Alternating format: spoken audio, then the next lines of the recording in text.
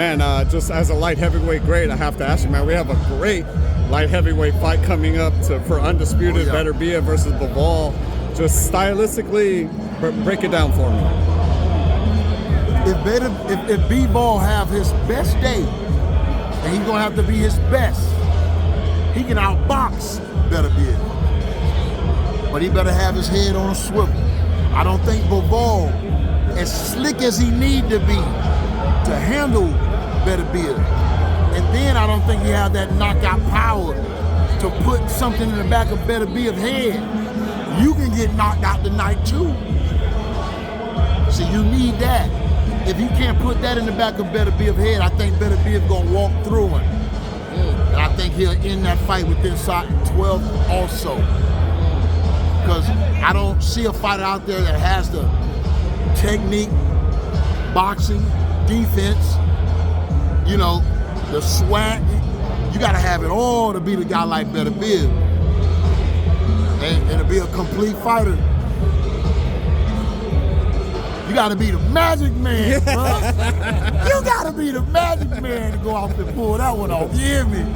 Those are the type of talents and capabilities you gotta have. Power, boxing, defense. You gotta be able to do it all against a guy like Benevidez.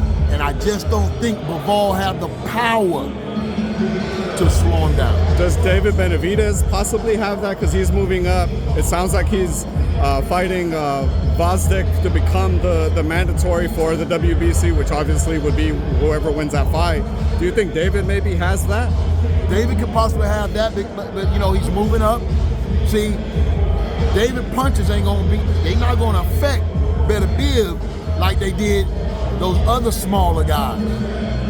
You can imagine Benevidez, he probably trained with cruiserweights, might even train with heavyweights. So that's what it is, bro. He used to getting hit by a big shot from the bigger guys.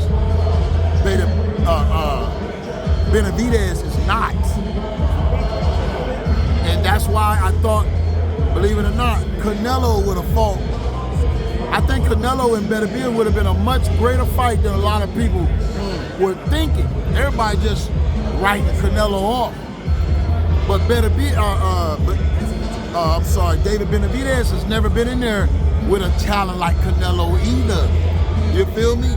So he gonna learn some things that night as well. And I think the biggest thing he'll learn is, can he take a punch? So in a couple of weeks, can Benevidez take a punch from Canelo? We don't know that. So I think that fight would have been an amazing fight. And I think it's one that if Canelo don't fight, he'll probably end up regretting that he didn't. Because the way I know styles, I think Canelo got a good chance of beating David Benevidez. If you look at styles, I'm just from the way I see it, my optics, he's shorter than David Benevidez, and he can get up under David with his style. You feel me? David ain't never seen nobody put pressure on him like Canelo. So that fight would have gave us a lot of answers on both parts. Canelo Mungia is the one we got, right? Yeah. So stylistically, what does Mungia have to do to beat a Canelo? He got to do everything because he got to have his best day. He's never been in there with a fighter with this much experience, this much poise, and with this much patience. So Mungia got to get ready for the mind games, the mental stress. See, when you fight a world-class fighter, it ain't just a physical challenge, it's a mental challenge too. So and I think when I look at Mungia, he's a baby Canelo. This is opportunity. This is opportunity, the same opportunity that Canelo had against Floyd Mayweather. This is chance, but I think he just might be a little too young at this time. I don't think that this fight is the one that we see Canelo past his prime or not the same Canelo that we're used to seeing. I think he still got one or two more of those great fights left in him. But we will find out a lot about a young Mungia, but it just might be too soon. And we might find that out. If it's just too soon, then he can go back to the drawing board and do just like Canelo did.